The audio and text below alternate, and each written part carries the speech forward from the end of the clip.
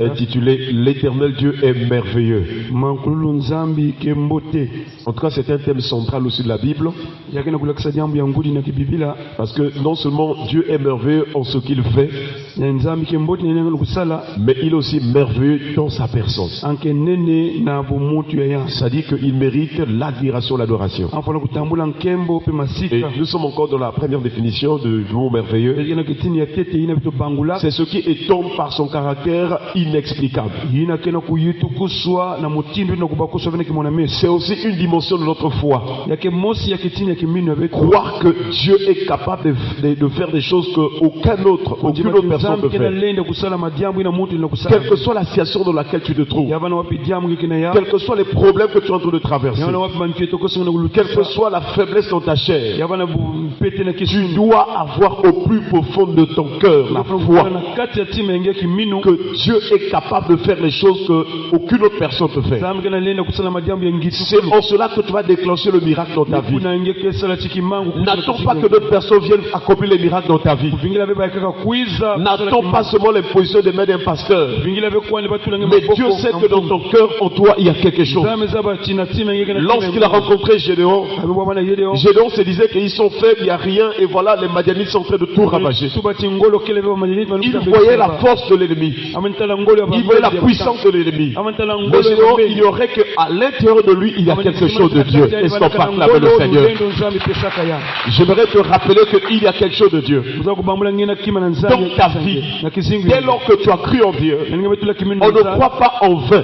On ne croit pas vainement en Dieu. Lorsque tu as donné ton cœur au Seigneur, lorsque tu as cru en lui, il doit libérer en toi quelque chose de spirituel. Et c'est avec cela que partout tu iras, le Seigneur se souviendra de toi. Et quels que soient les temps dans lesquels tu te trouveras, il déclenchera la gloire de Dieu. Mon frère, ma soeur, ne te lamente pas, ne crains rien.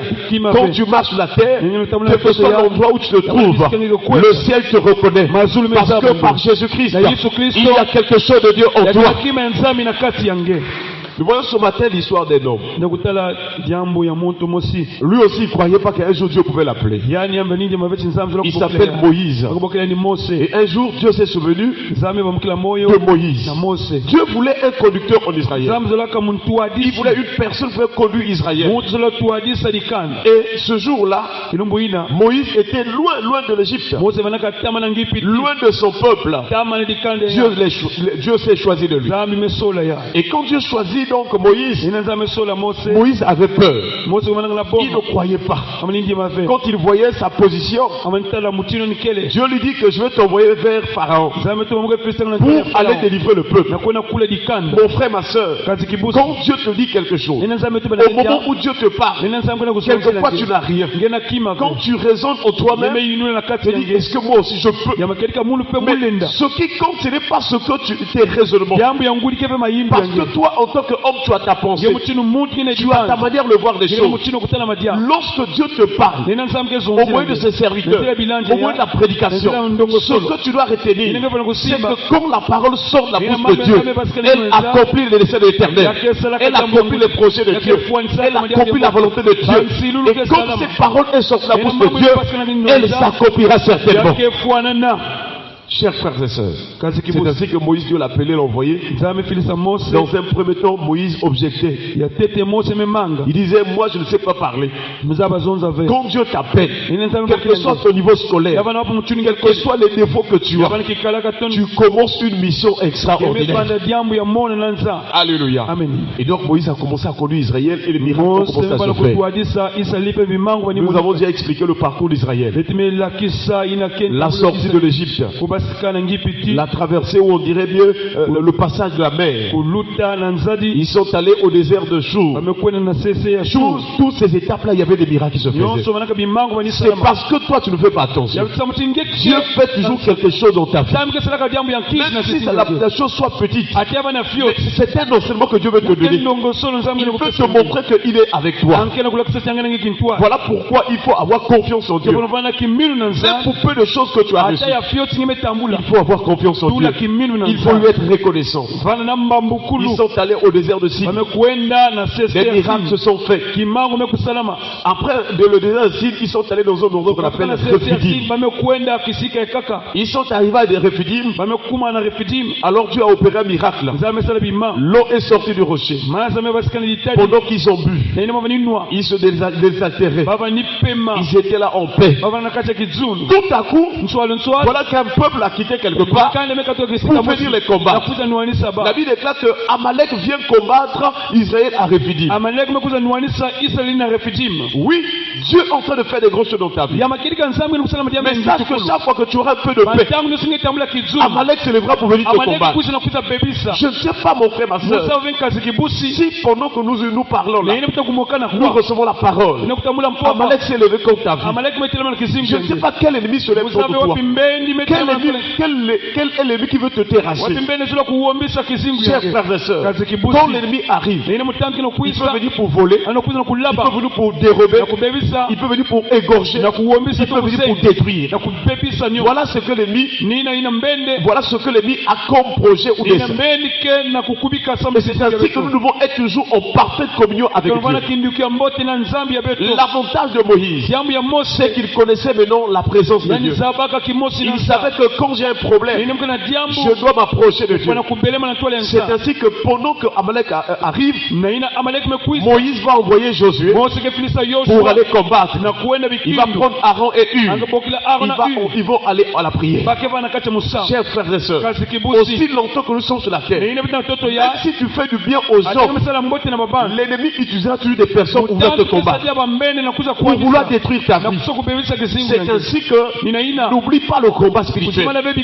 Il sera toujours là jusqu'à ce que nous puissions revêtir des corps glorifiés. Est-ce que quelqu'un peut acclamer le Seigneur?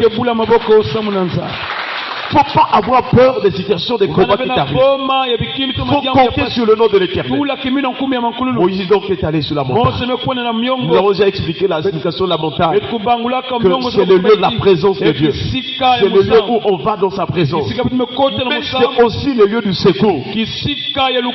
Le psalmiste a dit, je lève mes yeux vers les montagnes, tout me viendra le secours. Le secours me vient de l'Éternel qui a fait les cieux et la terre. Mais en notre époque, nous sommes, la montagne est dépassée. Parce que Jésus a donné la réformation. Il a montré que si Israël partait en montagne, c'était à cette époque-là. Mais maintenant où nous sommes, vous devez savoir que Dieu est esprit. Et que où que tu te trouves, tu peux l'adorer, tu peux le servir, tu peux l'invoquer. En esprit, il sera avec toi là où tu te trouves. C'est ainsi que Moïse est monté sur la montagne. Alors Dieu va faire quelque chose d'extraordinaire à travers Moïse. Dans Exode chapitre 17 verset 11, il est écrit, lorsque Moïse élevait sa main, Israël était le plus fort. Et lorsqu'il baissait sa main, Amalek était le plus fort. En fait, depuis que le monde existe, c'est la première fois qu'on voit une telle situation. Des gens sont en train de se battre. Deux armées sont en train de combattre. Mais la victoire dépend d'un homme qui est sur la montagne. Il n'y a que Dieu qui peut opérer quelque chose. Chers frères et sœurs, je voudrais te dire, quels que soient les combats qui viendront dans ton foyer, dans la vie de tes enfants, dans ta famille, dans ton travail, sur ton salaire, sur ta santé, la victoire de ce combat dépend de toi. Elle dépend de ta position, la présence de Dieu. Voilà pourquoi nous devons prier continuellement. Et donc nous voyons ici dans ce texte, Dieu nous montre le mystère de la main. Il nous montre vraiment que à travers la main de Moïse, il y a donc des choses qui peuvent nous expliquer. Nous prenons deux parties dans le mystère de la main. Et ce matin, nous allons parler donc du mystère de la main, d'abord de la dimension de Moïse. Le soir, Dieu voulant, nous parlons peut-être de qu'est-ce que la main veut dire dans la Bible? La main, c'est le signe de la puissance. C'est l'image de la force. Si tu veux avoir la victoire sur Amalek, tu dois aller dans la présence de Dieu pour te ressourcer, pour recevoir la puissance, pour recevoir la force. Donc Genèse chapitre 32 verset 11. Il est écrit: délivre-moi, je te prie, de la main de mon frère, de la main d'Ésaü, car je crains qu'il ne vienne et qu'il ne me frappe avec la mère et les enfants. Lorsque l'ennemi se lève, il commence par le père, il commence par les parents, mais il voudrait aussi en finir avec les enfants. Et c'est pourquoi nous sommes là pour intercéder pour nos familles. Lorsque Israël sortait de l'Égypte, un temps, lorsque les plaies se sont abattues sur l'Égypte, Pharaon a dit à Moïse: bon, vous pouvez partir, mais les femmes et les enfants doivent rester.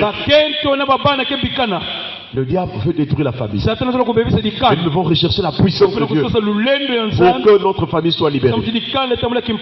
Et nous voyons aussi lorsque Laban est en train de poursuivre Jacob.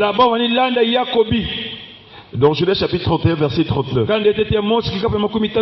il est écrit: ma main est assez forte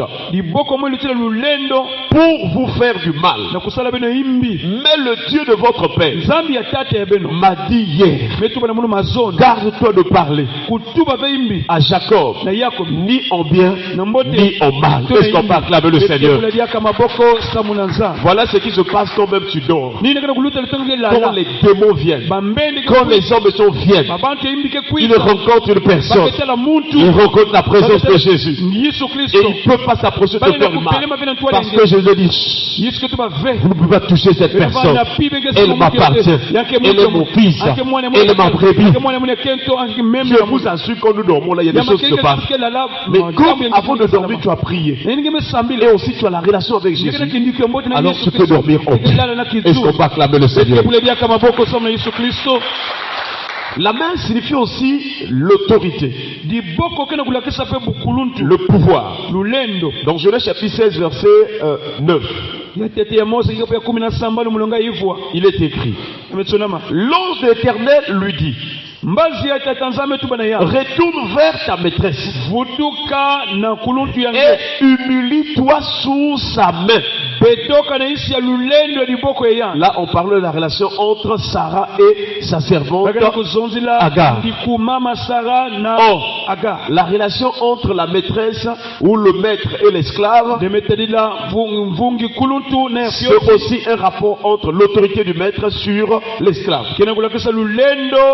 Nous voyons donc quel est ce mystère? Qu'est-ce qui se passait quand Moïse levait les mains? Lever les mains, c'est entrer dans la présence de Dieu. Il y a plusieurs postures qui touchent le cœur de Dieu pendant que nous sommes dans sa présence. Il y a des positions qui touchent le cœur de Dieu quand nous sommes dans sa présence. On peut être à genoux, on peut se prosterner le visage contre terre, on peut aussi être debout, les mains levées, tout comme aussi à genoux, les mains levées. Et donc ça, c'est le signe de notre position de la présence de Dieu. Ne passe pas toute la naissance agenouillée. Il y a des gens qui ont eu des problèmes. À l'église, on va s'agenouiller. Mais quand il s'agit d'aller dans les veillées pour s'agenouiller devant les parents, quand c'est la dot, devant les coutumes traditionnelles, ils vont s'agenouiller devant les cocobars qui sont là. Non! Si tu as un problème de genoux, de pieds, il faut dire au Seigneur: moi je veux me prosterner en signe d'obéissance à ta parole, en signe de ma manière de m'humilier devant toi. Je n'arrive pas, j'ai un problème de pied. Guéris mes pieds afin que je me prosterne devant toi. Il va te guérir. Alléluia. Tout ce que tu veux faire pour la gloire du Seigneur, même s'il y a une anomalie, même s'il y a une infirmité, comme c'est pour la gloire de Dieu, Dieu te te guérira afin que toute la gloire lui revienne. Est-ce qu'on parle de le Seigneur? Et quand on élève les mains vers l'Éternel, il y a quelque chose qui se passe. C'est le mystère de la réception. Et quand Moïse levait les mains, c'était afin de recevoir quelque chose. Et c'est au travers de Moïse qui recevait quelque chose de la part de l'Éternel. Cette onction pouvait descendre dans le camp, dans le terrain, sur le terrain de combat. Chers frères et sœurs, apprendre à lever les mains vers l'Éternel. Et quand on élève les mains vers Dieu, on reçoit quelque chose. N'oubliez jamais cette mon frère, ma soeur. Dans la présence de Dieu, on peut recevoir deux choses. On peut recevoir les paroles de Dieu. Lorsque nous entendons la prière, ce n'est pas un moment vain. Ce n'est pas un passe-temps. Ce n'est pas parce que nous sommes déjà habitués. Chaque fois que tu rentres dans la prière, sache que tu vas écouter Dieu. Il peut te donner une pensée. Il peut t'orienter. Nous l'avons rappelé ce texte des psaumes qui dit: heureux ceux qui habitent sa maison. Ils trouvent dans leur cœur des chemins tout tracés. Lorsque tu rentres dans la prière, Dieu peut t'orienter. Il peut mettre dans ton cœur des bons projets. Et n'oublie pas que tout ce qui sort de la bouche de Dieu s'accomplit certainement. La deuxième chose qu'on peut recevoir, c'est la puissance.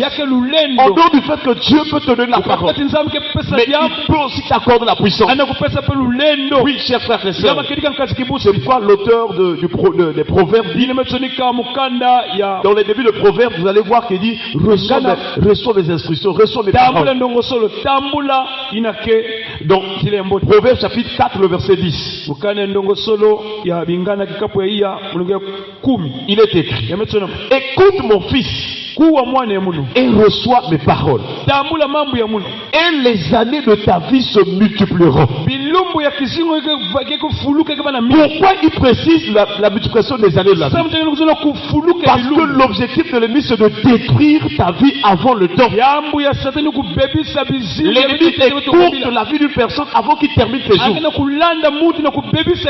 Voilà ce que le monde des méchants font. Dieu t'a donné de vivre longtemps sur la terre, mais l'ennemi vient pour vouloir écourter ta vie. Et nous déclarons ce matin: tous ceux qui veulent détruire ta vie avant le temps, ils tomberont, ils mourront eux-mêmes au nom de Jésus. C'est pourquoi quand tu fais le combat spirituel, j'avais dit, quand tu pries avec autorité, ne caresse pas les démons. Quand tu chauffes la prière, tu vas faire mauvais rêve. Ne prends pas ça à la légère. Tu ne sais pas ce qu'on veut faire contre ta vie. Quand l'ennemi sait que toi tu es virulent, tu pries avec autorité, il aura peur de toi. Chers frères et sœurs, si tu veux vivre longtemps sur la terre, tu dois recevoir les paroles de l'Éternel. Tu dois recevoir la puissance. Et Jésus a dit: vous recevez une puissance, le Saint-Esprit survenant sur vous, et vous serez mes témoins. Nous l'avons déjà dit que tout ce que Dieu opère, il opère par le moyen du Saint-Esprit. Et Zacharie a dit: ce n'est ni par la force, ni par la puissance, mais c'est par mon esprit. Nous prions ce matin que par la puissance du Saint-Esprit, que tu sois plus que vainqueur devant Amalek, quel que soit l'ennemi qui s'approche de toi, qui t'entoure, de nuit comme de jour, de près comme de loin, que l'onction, la puissance de l'esprit puisse neutraliser l'ennemi. Sois plus que vainqueur, sois plus que vainqueur sur Amalek et sur toutes ses stratégies. Que le Seigneur te donne la force jusqu'à ce que l'ennemi tombe, que tu tiennes toujours debout pour lui résister et pour l'anéantir. La Bible déclare: jusqu'au coucher du soleil, Josué était là, rempli de force, et il a frappé Amalek au tronçon de l'épée. Chers frères et sœurs, notre épée, c'est plus une épée physique. Notre épée, c'est la parole de Dieu. Confesse les versets bibliques, déclare la parole de Dieu, et elle s'accomplira en ta faveur. Baissons les têtes dans la prière.